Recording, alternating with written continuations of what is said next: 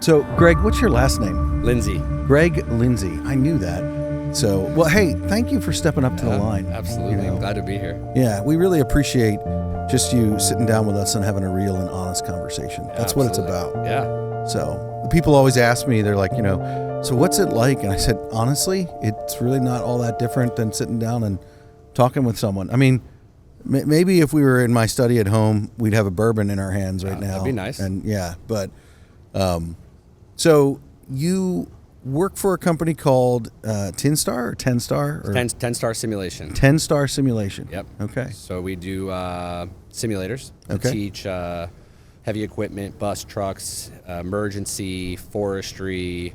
We're launching paving. Really? Yep. So we're going to have a paving simulator that'll do pavers, guys on a screed, rollers, dump trucks. We do CDL. So we do all of these different areas, but on one simulator. So one of our things we say a lot is one simulator, many machines and vehicles. So I can run 28 different machines on one simulator.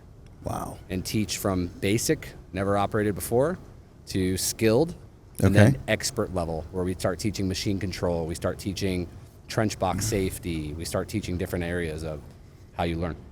So and we're going to get into your origins a little bit. So, and this is, what would you say is the biggest thing that your equipment is used for in training? Like, you referenced a whole bunch of things. I know that you now do forklifts. Yeah, we do forklifts. Yeah. We do forklifts, telehandlers. And ambulances and things like that, too? Ambulance. We do a fire truck. We do a police car. We actually work directly with the police force in Sweden and actually creating it based off what they want to train on a police car. So tell me a little bit about that. That sounds fascinating to me. Like, what would they want to train on? Like, so the hardest thing is when you're thinking about how do you simulate or how do you train real life situations. So think about driving through a course or driving in real life, or how do you do intersections, or the world in this environment is kind of endless, right? We can simulate almost anything. So now it's finding out what they want to train and how do we make it easier. The other thing is there's a cost to everything, right? So gas, time, wear and tear on machines, you don't have that in simulation. Okay. Yeah, you just reset and it's back to normal. So is that like Sweden's Grand Theft Auto game? Is that what that's like? Probably very similar. Just, that's one of the questions we get all the time is, how do I make Grand Theft Auto work on this? It doesn't work that way. Don't get me wrong, I'd love for it to work that way, but it just doesn't work that way, right? But that's the conversation every day. Can I do Gran Turismo? No, not really. Wow. I didn't even think that would wow, that makes sense. Yeah. Wow. So so you work with the police in Sweden. You guys are from Sweden. You're based out of Sweden. Based in Sweden, a city called Tandemshed, or a village, I guess you would say, in Sweden. Okay. So company's not very large. We have 101 employees as of today. Wow. Now, the biggest thing we always say is the most important part of us is our developers. So we have 65 developers. The goal by next year is over 100. That'd be the goal, right? The hardest thing we have to do is develop the product. So what I tell a lot of people is everyone's like, what's the hardest thing to do? And I always say the physics, because you got to make it look real. You got to make it react. And we have people that are really smart that can do the math to figure it out. It's not me. Yeah. Right. But you tell them what you want to do, and then they go figure out an equation and make it happen. Okay. So it's really interesting in that aspect. But we do everything in-house. So we don't outsource to anybody. We have game developers. We have video. We have sound. We do product development. We do manufacturing. Everything's done in our facility in Sweden. Wow. Well, I've seen your stuff at multiple things, Skills USA, different things. And you guys also offer, I believe a member of our team actually tried the virtual, like where you put the headset on and the face gear. Yeah. That was pretty fascinating. Yeah. So we do a lot of shows, right? We do a lot of big shows. So we just got done with Intimat, which is in Paris, right? That was in April. And something that we talk about a lot is we call it our virtual training space. Okay. And so basically what it is we can take multiple simulators and put you all in the same environment. Then we can take people wearing a headset, hand controls. Yeah. And now we can insert you into that environment. So now I can have a dozer, an excavator, two haul trucks, and then I can put 4 people walking around the environment, putting out cones, digging, measuring, using hand signals. Right. So we can teach you how to work efficiently in an environment without putting you in an environment. Yeah. Right? We can do it all virtually. Yeah. Yeah. Well, I watched. All right. Before we get too into that, I want to come back to talking about the product and what it does. But so clearly, one of the big things that you guys do is, helping people operate heavy machinery as well. And I know our team, they were operating like a track loader or something like that. Sure. And, but so clearly you have a lot of experience in the heavy civil excavation space. Sure. You have a lot of experience in, the police driving, all that stuff, right? Obviously. Yeah. Well, I would say yes and no, right? So biggest thing I tell everyone I talk to is I listen, right? This biggest thing for me is the industry. Yeah. So we say, what do you want? Yeah. How do you want to do it? What's it going to look like? So an interesting thing that happened last year at Dirt World was a contractor went up to Freddie, my CEO, and said, I want a roller. And he just kept telling him, I want a roller. I want a roller. And Freddie's like, oh, okay. Like, he didn't know, he's just like, all right, cool. I got it. Right? Yeah. And Leave me alone. Yeah. And so we started talking, and we're going like a month away. And Freddie's like, do we really need a roller? And I'm like, I think so. And, so what I do is I reach out to my partners and say, hey, would you use it? What's going on? And it was interesting because what he stated was, when you look at industry, we look at construction, the first two things you usually start on are a haul truck or a roller. Yeah. And they're dangerous. Yeah. So how do we train and how do we get you acclimated for that? And so when we say we listen to industry, something we just launched this week was a roller. Come on. Yeah. So now we can start to show what's going to happen. And we're here to ask for feedback on it so that we can develop the right exercises for them to train the right way.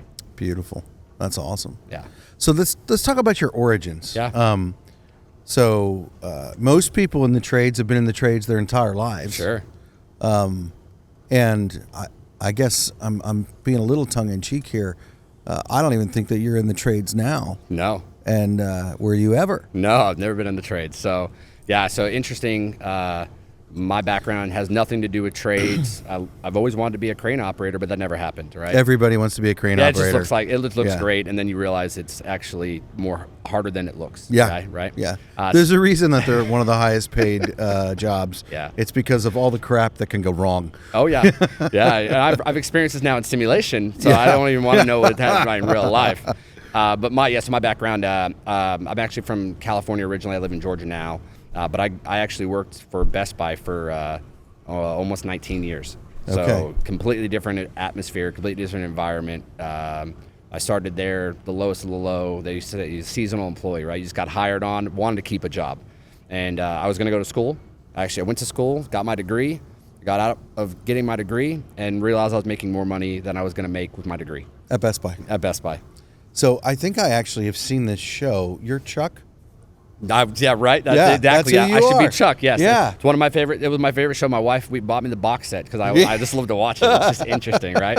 But yeah, so it was interesting. I got my degree, and I was working at Best Buy, and I get out, and I got recommended for a job. And we were making 2D videos into 3D videos. So my background was video animation, graphic design. That's what I wanted to do. And so I go for this job interview. It's a 2-day interview where I had to learn their software to do the job. And they wanted to pay me $15 an hour to do it. And I was at Best Buy making $20 an hour. But I was like, oh, it's in my field. Yeah. And I was like, oh, I can go do this. Now this was 2005, 2006. Okay. No, yeah, right around there. And I was like, well, why am I going to do that? I would have had to move. I would have had to do all these things. And I said, you know what? I'm going to put it on hold. I'll go back to it. And then I started to progress within Best Buy. So I ran stores. I moved up through the ranks. And when I left, that's what I was doing. I was a general manager at Best Buy. Wow. And I did that for 5 years as a general manager. I was an assistant manager, but I kind of moved around. And I realized that I can't go back into that field because I was already too far along in what I was doing. Yeah. But I think for me, it was actually a benefit. I learned business faster than I probably would have any other way. Yeah. Even more than I would have in school. Yeah. Yeah. Yeah. Well, you were talking about that a little bit earlier, just your how you had to deal with all the different people that are coming in. And I think that you have a lot of experience. And it's interesting to me how we neglect or think that people don't understand. And things are different in different trades. But you talked about how you had to ramp up and hire, a certain level of workforce before Thanksgiving. And you basically were training people who just didn't know anything Yeah. about what you were doing. Yeah, so, I get people from all ages. I get them from 17 to 70 years old. Wow. And so something we used to say is we have to meet them at their level. We can't just expect them to know everything because Yeah. they're not going to know everything. Yeah. And I think it's one of those things that you have to learn very quickly is that you have to learn how they learn. Yeah. Because I may learn and, start to develop differently than you. Yeah. And I think the other thing is too is they want you to take an interest. They Yeah. want you to be interested in what they're going to learn and how they're going to learn it. And they want to know that when they don't have a problem, they can go to you. But the Yeah. moment you tell them that you don't have the time, Yeah. they're no longer going to come to you. Does age play a part in that, or does it matter if it's a 60-year-old or the 17-year-old? I think it's either way. Really? Right? But I would say the older generation is pushier. So they're going to come back to you and keep coming back to you. Yeah. And they're going to let you show them that you don't care. The 17-year-old, 18-year-old, once you don't care, they're done. Yeah, they're done. They're done. They don't want anything to do with you. And I think it's also trying to understand them. Yeah. Right? I get a lot of different people in different areas of life. Right? Yeah. Some that come from affluent families, some that come from nothing. And they just want to know that you care about where they're going to go in the future. Something I learned a long time ago, we used to talk about it a lot, was what is your path? Yeah. And, we learned about it this week at Dirt World, and they talked about it. Most of the paths I saw were very linear. Yeah. And it's not linear anymore. Yeah. Right? And we talked about this the last few years I would work in my job, right? And we talked about you could start as a seasonal employee, and your goal could be to work at a corporate office. Or Yeah. your goal could be to work in the field. We kind of have to determine where we get them and what mentor or who they're going to talk to move forward. Yeah. I think that's the thing that, one of the things that I've been hearing this week as we've been at a conference together, you and I are both here at Dirt World, Yeah. is just the importance of listening. Yeah. And so how do you think it works? What would you say to people that are trying to manage that younger generation that is like, oh, you don't care? Yeah. And when they're busy, Yep. because we do get busy, how do you respond instead of saying I don't have the time, how do you respond so that you don't lose them? I think it's first you have to show up. So you have to show up and say, hey, I'm busy at the moment. Give me 20 minutes. Set a timer. Do an invite to Yeah. your calendar, whatever it is. But you have to make sure you follow through. Yeah. Because the moment you don't follow through, the moment they're done with you. Yeah.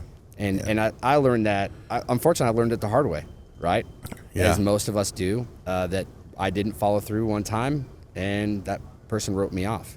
And Wow. it takes longer to rebuild a relationship there Oh, yeah. than anywhere else. And Yeah. that's what people don't understand. They think it's just, oh, I have a title. I'm your owner. I'm your Yeah. boss. I'm your president. That doesn't matter to them. It matters to them because they look up to you. Yeah. But then it matters how you show up for them. Yeah. It's not about, let me give you money. Let me do Yeah. this. Let me do that. It's, teach me how to do something. Yeah. Show me how to do something. Show me that you care. The moment you do that, Yeah. you're solid. Yeah. Yeah. That's really good. I mean, I think that's really true. And the importance of showing that we care, and that involves sacrifice, Yeah. and I think that titles, I actually hate them. I hate titles because they're really for the exterior, the outside people looking in. Sure. But inside, it's like, if you're a team, then everybody has got to pull their Yeah. weight. Everybody's got to work together. Yeah. And so it's like, I don't know how to set up these cameras. I don't know how to do the cords and all the stuff. Although I did have a thing earlier this morning where I figured out why the mic wasn't working. I was very impressed with myself. But like this morning, I was the coffee guy. Good. And it's like, you always, and the reason that I was the coffee guy was because that I knew how to do. Yeah. Yeah. Yeah. But I mean, that's important. And I think if there ever comes a time where I feel like it's beneath me to do that, Yeah. then I need to hang it up. Sure. I mean, and if you think that working towards a title means that you don't have to do certain things, Yeah. Obviously it changes things and it's different, but we really can't lose that desire to serve other people. Sure. Yeah. And I think, in my history with leaders I've worked for, I've had leaders that didn't know a thing. And that's what I went into in the industry. In my industry was I had a leader who didn't know a thing. And I'd go every time, and they never had an answer. And I said I would never be that leader. I would always do my best to always have the answer. And so that's what I worked on. That's what I focused on. Yeah. And I think I've had leaders where I'm pulling 65-inch TVs running through the store. Yeah. And they're sitting there going, what are you doing? And I'm like, well, someone's got to do it. It needs to get done right now, and I don't have anybody else free. So I'm just going to go do it. Yeah. And I think that's just how you show up and show really where the value is, and your team sees it. Even though you may not know they see you in your highs and in your lows. Yeah. All the time. Yeah. Well, I think that's the other thing that we really, you touch on it there, your highs and your lows. I was listening to a podcast, and a guy was talking about running people through special forces, and the biggest thing that this particular unit in special forces that they look for is character. Sure. And the guy asked, he goes, well, how do you find that? And he said, well, we bring them to their breaking point. And he said, because that's when who you really are shows up. And I think, our lows, that's who we really are. At our lowest point, like, it's easy to be nice when I'm on the high. It's really hard. Like, how am I going to react when things are falling apart and I'm exhausted, I'm tired, I don't, that's going to reveal who I really am in my lows, Sure. And I think that's really important as leaders, because it's like, we're going to have those things. Mm-hmm. Like, you don't get through life without having hardship. And honestly, if you do, I feel a little sorry for you. Yeah. Because for me, while I don't want to repeat any of the hardship I've been through, I don't want to give it back. Yeah. I've learned some very valuable things through the pain. Yeah. And I'm not disciplined enough to learn them if it wouldn't have been for that. Yeah, absolutely. I mean, that's just the reality of it. So what is a piece of gear or a tool, Greg, that you can't live without? It's funny. I was thinking about this, and I'm like, okay, like for me, if I didn't have a cell phone, I wouldn't care. So it's not a cell phone. Good. I really hate when people say that. Yeah. For me, I think it's a watch. Okay. Right. And I wear an Apple Watch now. I used to never wear a watch at all, but I think it keeps me on task. And it allows me to stay connected without pulling out a screen and looking at something. I can just quickly look down and move on to find out how important it is. Yeah. So I think for me, I wear it everywhere. Yeah. Right. It's so bad that when I take it off, I have a giant tan. And my wife's always like, really? Like, what's going on here? But I wear it everywhere, right? I put it on at 6 in the morning, 5 in the morning, whenever I'm getting up to go somewhere. Yeah. And I don't take it off till I lay down. So, yeah. You got to have your watch. Got to have my watch. I can understand that, because that would be what my one thing is. Yeah. Except mine doesn't connect to any anything. internet or anything like that. It tells time, and if I'm disciplined enough to set the date, it'll tell me the date too. But like right now, I'm pretty sure that it. Oh no, it is Wednesday. Is the time right though? Did you change it? Yeah. No, I never change the time. Okay. On my watch, no matter where I travel, so that way I know what time it is back home. But did you change it to daylight savings time? I did. Okay. I did do that. Yeah. Yes. Yeah. I once in my life, I think I missed that, but not in a good way. I think it was when we spring forward or whatever. And I was like, oh. Yeah, I got plenty of time. I'm supposed to be there now. Crap. That's awesome. Yeah. So 10-star. Yeah. You guys are based out of Sweden. Yeah. You operate this virtual equipment, these virtual training things. So let's talk more about that and what you're even doing here and what you're trying to present to the people. Like, what is it that makes this so important for the future of where we're going in training? Yeah, so I'll give you my perspective of how I've been engaged with them. Yeah. And I talk to a lot of people who get on them. And the first thing we always talk about is, why do I need it? Yeah. And I go, well, how are you training today? Yeah. And I go, how many pieces of equipment do you have? And, we all are trying to make a profit and all trying to make money.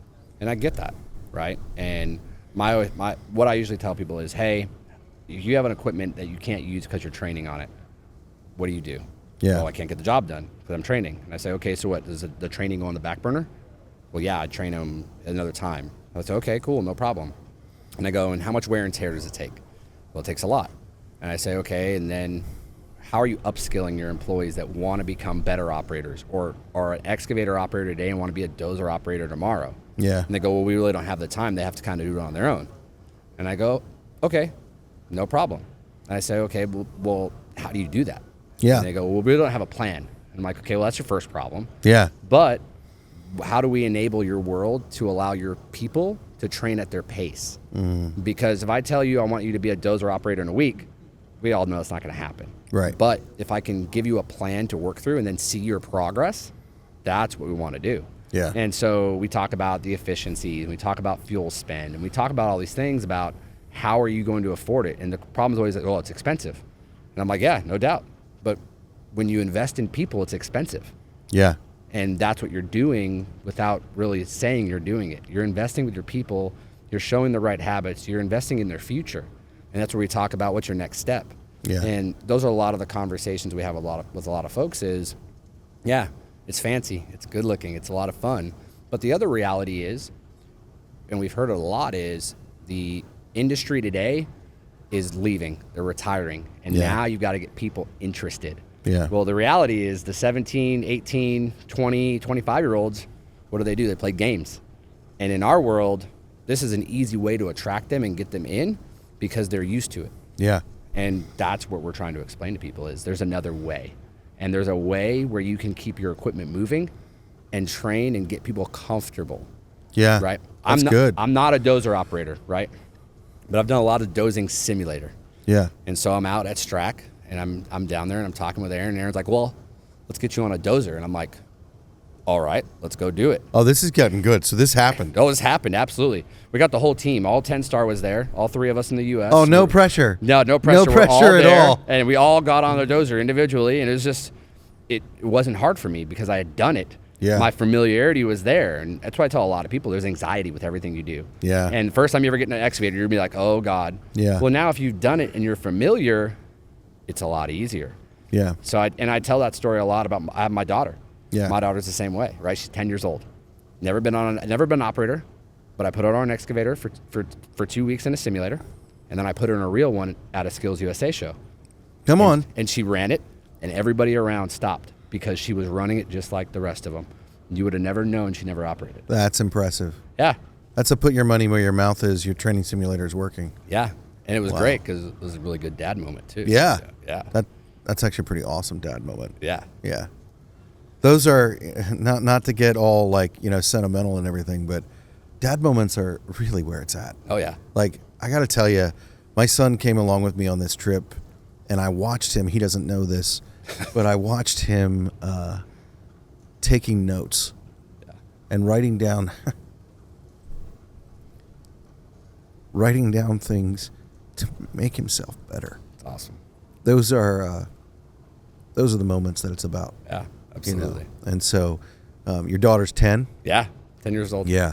You're going to blink and she's going to be 18. Oh, I don't even want to think about it. She's a cheerleader, and mom got her all dolled up for homecoming a few weeks ago, and I was like, God, like, come on. Yeah. And then, and then she starts talking about boys, and I'm like, oh, I'm done. Yeah. I don't know how I'm gonna survive, and it's funny. Well, see, is all you need to do is tell the boys that you know how to dig a hole. Yeah. And then I'll have to, borrow an excavator from somebody to dig it right, Yeah. And it's interesting too because the people I surround myself with, the Aarons of the world, the people around, they're invested in my child just as much as I am. Oh yeah. And so when they hear boys, they're like, whoa. Like most fathers are like, wait a second, let's have this conversation. So it makes life interesting. Well, we all were boys once, so yeah. Some of us maybe still are.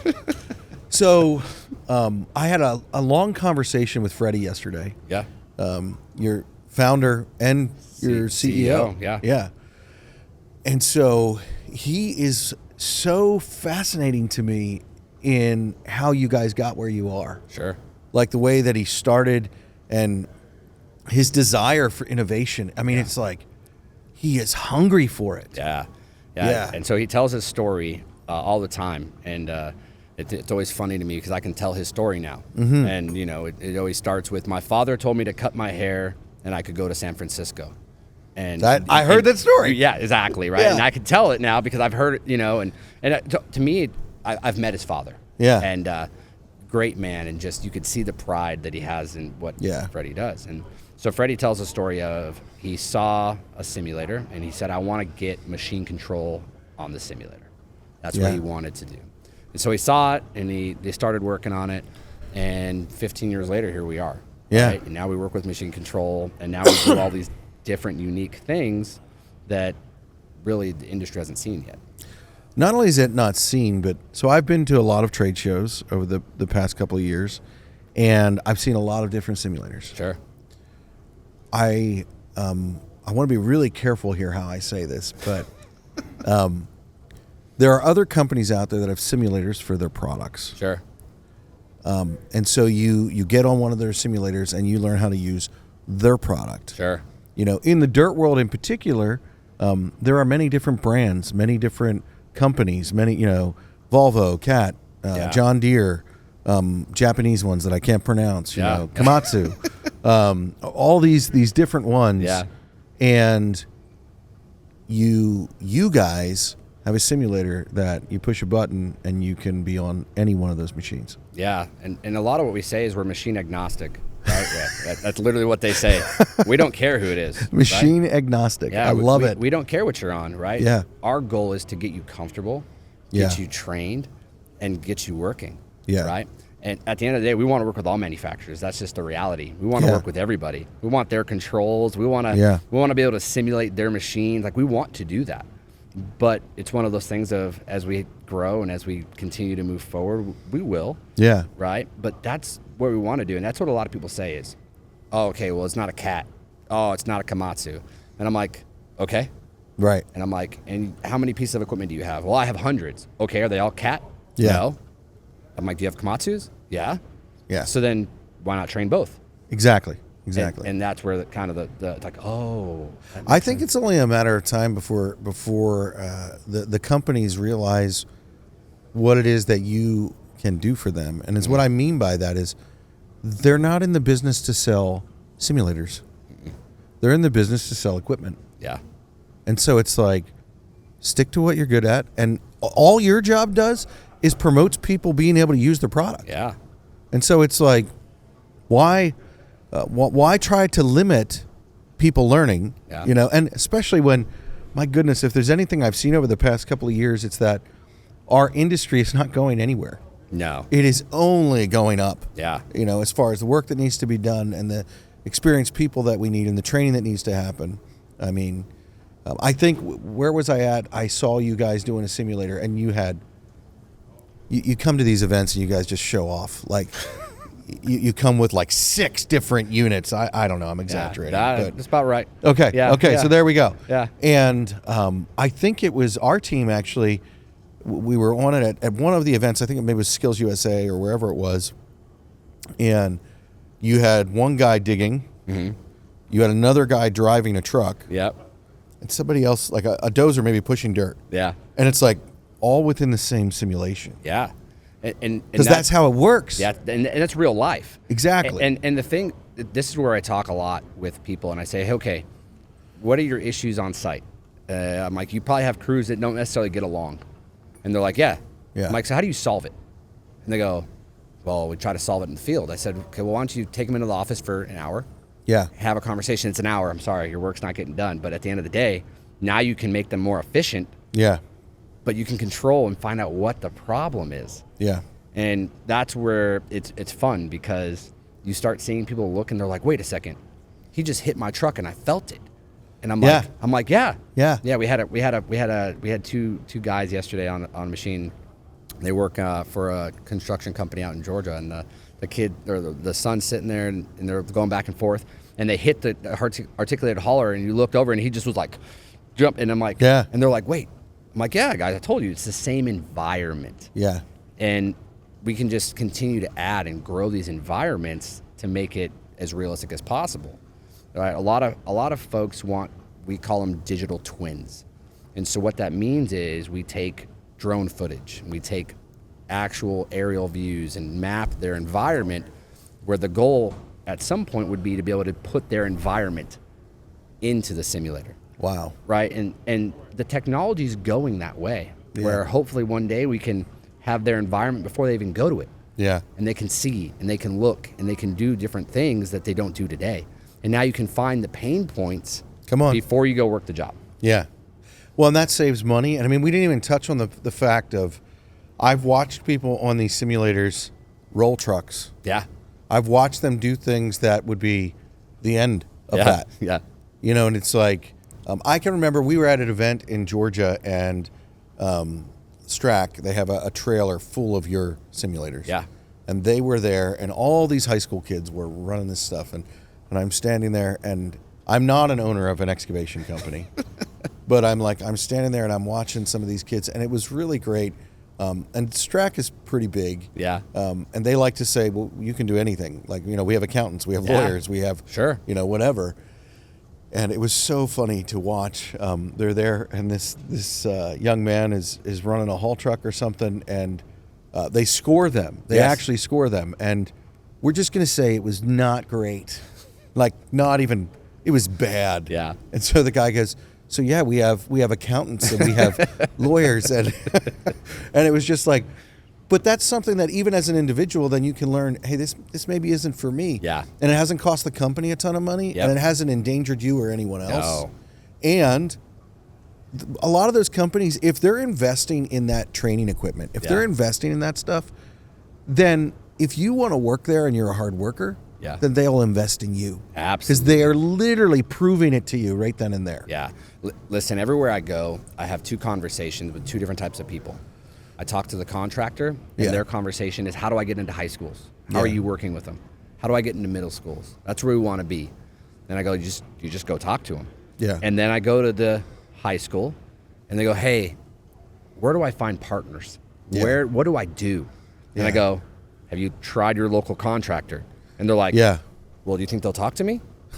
And I go, absolutely. They want your students to come work for them. Exactly. And the light bulb just kind of goes off in their head. Yeah. And they're like, oh, we really didn't think about that. Yeah. And I go, well, you start there.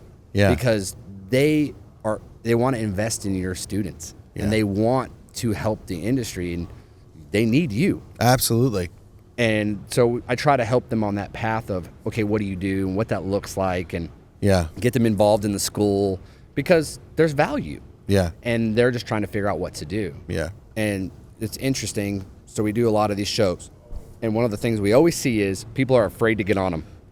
And I'm like, I go up and That's true, because our Horst, our chief of operations, at Skills USA, you literally had to force him to get on it. Yeah. He was all parent anyway. Yeah. Yeah, so they don't want to get on him. No, they're afraid. Yeah. And I'm like, and I look at him and I go, why are you afraid?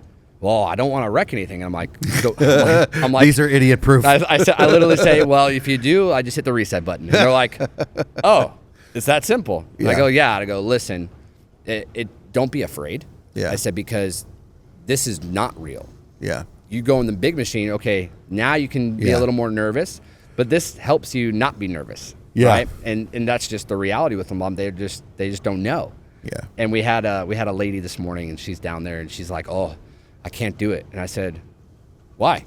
Yeah. She's like, and so she gets on, and she's like going back for it, and she's not doing great. Right. And she's like, oh, I'm really bad at this. And I said, this is the place to be bad. Exactly. Because it doesn't matter. Yeah. And one of the persons was standing behind him, and they go, well, I need to record this. And I said, oh, don't worry about it. I record it for you. And they're like, what do you mean? Well, our systems have record and replay built in. So every time you do an exercise, it's recorded. So as a teacher, as a trainer, anywhere, I don't have to be there physically. I can come back a week later, a month later, and I can review what you did. And then in with you, I can go back to your pain points and solve and fix and coach in that moment. Wow. Yeah. That's impressive. Well, I want to talk a little bit more about 10-Star. Yeah. And I got such a window into Freddie, and it's really cool when you get to talk to the leader of an organization. Yeah. And I also have a thing for founders, like guys who are, I don't know if that's because I founded some things, but it's like when I get to talk with people who are not only leading an organization, but they also were part of starting it when it was nothing. Mm-hmm. It's a different conversation. Sure. And I think the thing that fascinated me about him was your entire company is about investing in people. Yeah. Like your entire company. Yeah. Like not only what you do and what you sell is about investing in people. Sure. Because your machines do not dig any dirt. No. They do not move earth. No. but they do build literally. They literally build into the people that you put in those chairs. Yes. And so I think I started to get a window into this when I was talking to Freddie the other day. He was talking about 2020 and your company, and how in his country of Sweden, lots of developers and lots of people were like, hey, we're done. You got to go home. Yeah. And he was all about figuring out a way to keep people busy. Yes. And I think that that's something, it was really revealing to me. It was like, he goes, we couldn't necessarily pay them what that company was paying them, but we could figure out a way to keep them working. Yeah. And I'm like, I don't know if he even realized what he was saying, but I'm like, that's quite a big deal. And it's easy to talk about that time now, like we knew. Sure. But on the front end, you don't know. No. And everyone's nervous. And everyone's unsure. nervous. Yeah. And he said it yesterday. He was talking to somebody, and they were talking about when the times get tough, people cut back. Yeah. And what he said was, that's the time you move forward and you work harder and you work out and you build the muscle. Yeah. Because you need to come out strong. Yeah. And if you cut back, you can cut back, but you're going to come back and you're not going to probably move forward, or it's going to take you longer to move forward. And he talks about it often, about how you have to keep building the muscle to move forward. Yeah. Yeah. Well, and that's what he was talking about with me. And it's like, it was really fascinating to me to learn that your company overall, and I don't know what your mission statement, your vision statement is, or even your core values, except what I see lived out by your team and by your CEO. And that is that you guys are about building into people. Yeah. And that was pretty obvious from my conversation with him. It's pretty obvious with your product and what you guys are doing. I mean, I love the fact that, I don't know what the percentages are, but it's like, I see a majority of young people sitting in your machines. Yeah. And it's like, oh, I might want to do this. Yeah. It's like the best window into the trades, where it's like, oh, this is what it is. Yeah. Well, it's interesting because we have a conversation with the contractors and they say, hey, I want to start a training program, but I don't know who to lead it.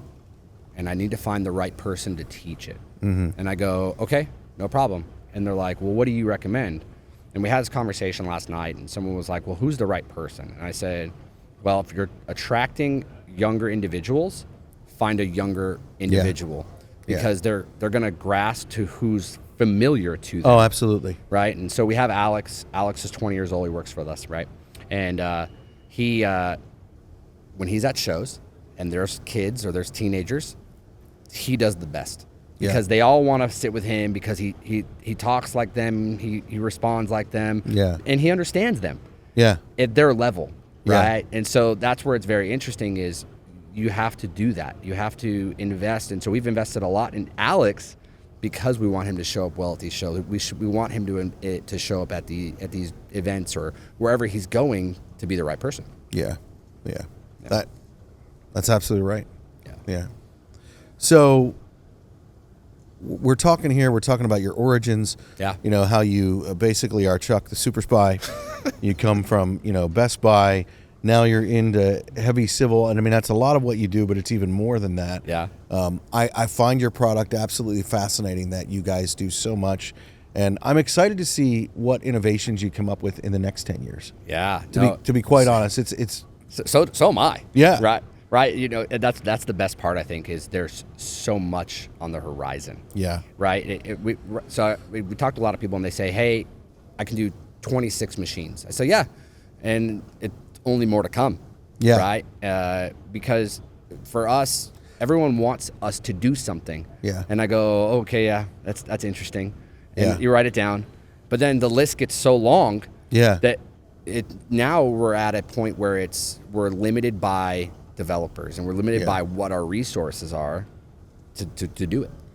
Well, that's an interesting comment that you make there. And talking with Freddie the other day, he goes, I'm telling my developers all the time, you need more? Let's get more. Yeah. Like, he's just let's hire more people. Let's hire more people. Yeah. Like, he is so passionate about innovation. And that's something that is just exciting to me, because, and I want to step back a little bit, because you said, we have 26 machines. People might not think that's a lot. That's a lot. That's a lot. There are not many. I don't know that there's anybody out there that has that many machines. No. No one. So you guys are so far ahead. You're able to teach on so many different platforms of machines. It really is a no-brainer. Yeah, and it's something we talk about a lot is realism. Yeah. That's literally, it's our first thing we say. The seats are real. The joysticks are real. The seat belt works. Like it's little things that just bring it back to reality. And yeah, it's developers, it's people, it's production team, it's all of these people that play a part, right? Yeah. And Freddie's not shy. He's like, oh, to hire more. He's hire not more. Fred. Hire He's not more. shy. Yeah, no, he's we need to grow. We need to do this. Okay, and it's like, all right, let me just find the right people. And Freddie says it often. He said, listen, if I have 10 developers in front of me and they're the right ones for us, we're going to hire them all. Yeah. And I'm always like, okay, like that's an interesting way to look at it. But hey, that's fine, right? So we just opened another office. We have 3 offices in Sweden. We just opened another one for developers because we're trying to make it, we can get the right ones, the right locations. And that's what they say. Give me 10 and they're the right ones, I'll take them all. Yeah. Because they all love what they do. They're all game developers. Like they all enjoy it. So why not? So I was having a conversation the other day with the guy that does training for heavy equipment, and he flies. I asked him, this was hysterical. I said, well, what is your geographic area that you work in? And he goes, the world. And I'm like, all right, that's kind of a badass thing to say.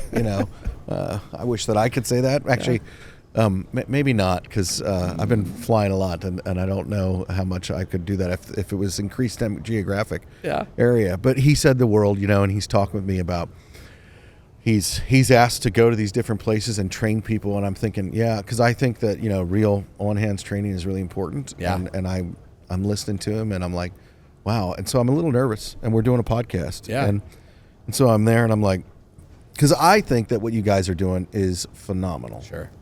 But I was curious to see what this guy would say, because his business is training people in person. Sure. And so, like, being in the machine, showing them how it is. And, when you talk with certain people, your gut, like, how do I want to say this? Like, he was real. There was nothing fake about him. Sure. And so I knew that what he was talking about, it was like, oh, this is the real deal. And I started calling him, the Top Gun trainer. Like, he's the guy like Maverick, where they take him out and it's like, all right, I'm going to teach you how to fly this plane. You say it's not possible. Yeah. I'm going to show you how it's done, and I'm going to do it. And I would say that's the type of guy that he came across as me too. That makes sense. And we're talking, and I'm like, wow, so this guy's really real. And so I just said to him, I said, well, what do you think about virtual training? And he goes, are you kidding me? He goes, it's a must. And he starts going into it, and he says, I bought like 5 or 6 of these trainers. And I'm like, and so I was curious, and I said, interesting. What trainers did you buy? And I said, you can say the name. And he's like, 10-star. And he just literally went into, and so his business is really training people like in person, physically being there. Yeah. And then he's like, this makes my job so much better. Yeah. Like, that's an advertisement for you if I ever heard one. and it's like, it was quite the statement. And he was just talking through how beneficial it is in what you're doing. And I think that that's the part that also makes me really excited about the world that we live in. Yeah. I think we can get really distracted about negativity and feeling like, oh my goodness, it's harder than it was, which I'm going to call BS on that. I actually think it's easier for us than it's ever been. Sure. There are things that are harder to us than maybe they would be to someone else. But the reality is the opportunity that is out there right now is unsurmountable. It truly is. And with the technology there, can you imagine, not to overplay this, but can you imagine, it'd be really cool to figure out even the lives that are saved by being able to train people this way. Sure. Yeah, I think the lives that are saved from companies, it's the companies that are still standing because of the money saved. Exactly. Yeah, like there's little things that you really don't think about when you go down that path. I think the other thing is too we talked about innovation a little bit ago, and I think there's a lot of things that we have in development that will change the way we train. Yeah. And will change the virtual aspect of how you train. The thing is today it's unsafe to be standing on an excavator or standing on a dozer while someone's training. Right. You can't do it. So how do you really train? Right. Right. You can't do that. Well, it was funny. We're at a meeting, and I'm talking to a customer, and Freddie's there with me, and he goes, we're talking about how if I'm the teacher, I could put a headset on and I can be in a different room and I can see what the operator's doing. Yeah. Like either in the cab or out of the cab. Wow. And Freddie goes, wow. And I'm like, yeah, we get in, we can watch. And now the person doesn't have to have the anxiety of the person standing there breathing over them, telling them they're doing it wrong. Yeah. Because I can be there without being there. Right. And now they just feel like you're in their head all the time, everywhere. Yeah, but they can't hear me, so it's okay, right? They just know that I'm watching, right? But nice. I think as that continues to grow, that environment grows. Yeah. You'll start to see more virtual training. But then it goes to, okay, I'm a construction company and you're the best trainer. Yeah. But you're in Texas and I'm in Georgia. Yeah. But I want you to train my guys. So maybe I hire you and you virtually train them from where you are. Yeah. Using the equipment that we both have. Yeah. Right? And then now it becomes global, or now it becomes, nationwide, of where you're training virtually. Yeah. At some aspect. And really the limitation for us is bandwidth. Yeah. Internet. That's it. Wow. It's crazy where we're going. Yeah. I mean, it's crazy. So I want to ask you one last question. Sure. I ask everybody this question. Sure. Because I want our conversation to be real. Yeah, absolutely. So what's a mistake that you've made? If we're talking about training people, we're talking about teaching people. Sure. What's a mistake that Greg has made that he's willing to share with people that you've learned from that you feel might help by sharing that with others? Yeah. So I've hired, an average store we ran would be anywhere from 70 to 120 employees in the store, right? Yeah. And for me, it's I made the mistake of being too trusting and not really listening. And I think that's a lot of it. I had a conversation. I employed an employee, and I didn't listen. Yeah. And I didn't listen to where they wanted to go. Yeah. That was it. I trusted what they said of, I want to be this. And 6 months later, I invested in them. I put a bunch of time, but they didn't want to do that. Yeah. They wanted to go do something else. And so I lost them as an employee. And they went somewhere else, and they were a rock star with what they did. And if I would have just given them the time and sat down and said, what's your path? Yeah. Where do you want to go? Yeah. Today is a start, but let me invest and let me help you get where you want to go. Yeah. Then that's where they went, but just without me. Yeah. And I think a lot of people want to have the story of where I've gotten people or where, leaders. And sometimes I think it's not about that. No. It's about, let me just help you. I don't care if I get credit for it ever. Yeah. But that's, for me, was a mistake of not truly understanding where they wanted to go. I think if we're going to really truly invest in people, that's what we need to do. Yeah. It needs to not be about, well, how can I work you into my organization? It's how can I make you better? Yeah. I can't tell you how many people that I've invested in that no longer work for our organization, but have brought other people to our organization. Yeah. Who have come back to our organization because we weren't ready for them. They weren't ready for us, whatever it was. And it's like, if you have the mindset of, I'm just going to invest in this individual, I'm going to pour into them. Yeah. Without this like protectionist mode of, I want to kind of, trap them into this, or I see this or I see that. The other thing is people can sense it. Yeah, absolutely. They can 100%. sense when you care. Yes. And you're really, truly investing in them, and they can sense when you're like, this is what I want you to be. And I think the thing when you say real, right, you have to be a real leader. Okay, so when someone comes to you and says, hey, I'm going to go take that $3 or $5 more. Yeah. You say, okay. And a lot of times I had to do that, of saying, unfortunately, I'm not able to offer that. Yeah. But there's always a job. Yeah. And what I do is I have that conversation, and they go find out if that's what they want to do. Yeah. And if it's not, I've hired many people back who have been like, hey, it just wasn't for me, Greg. And I'm like, I kind of knew that, but I'm going to let you do what you want to do. Now, let's figure out how we make you more money. Not today, maybe, but 6 months, a year from now. Let's get you where you want to be. Right. And it's a real conversation. Yeah. That's good. That's good. So, Greg, say I'm a company out there and I want to virtually train my people. Where do I find you? So we have a website, 10starstimulation.com. Okay. We're on YouTube, we're on Instagram, we're kind of everywhere. But yeah, I mean, we do a lot of events, a lot of shows. You can reach out to me. If you go to our website, we're all listed. All of our employees are listed. You can reach out to us directly. You can email me directly at gregory.lindsay@10starsimulation.com. Gladly help whoever I can. Awesome. And so if I'm a municipality, I'm a contractor, any of those things, fire trucks, police cars, anything. forklifts, all that stuff. We're in prisons, we're in schools, we're in trade schools, we're in elementary schools. We just installed in an elementary school. Like we'll go where you want us to. Does it matter where I am in the United States? No, we go everywhere. Okay. I've been last year. I traveled to 27 states. Holy crap! 3 countries, and this year really it's not over yet. Like we still have a while to go. So wow, Greg. Yeah. Wow. Yeah, that's crazy. And so I've been with the company for a year.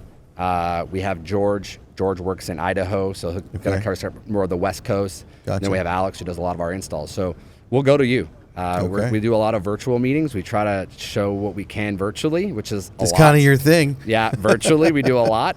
And I have a really good marketing team. Yeah. So they're making really good videos where now I can show a lot of things virtually, which helps me out. Yeah. Because I can explain, but people look at me like I'm crazy in a call, and I'm like, no.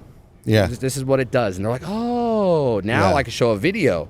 Yeah. So I love them. They work their butts off to make great content. That's awesome. It's helpful to me. So that's awesome. Yeah.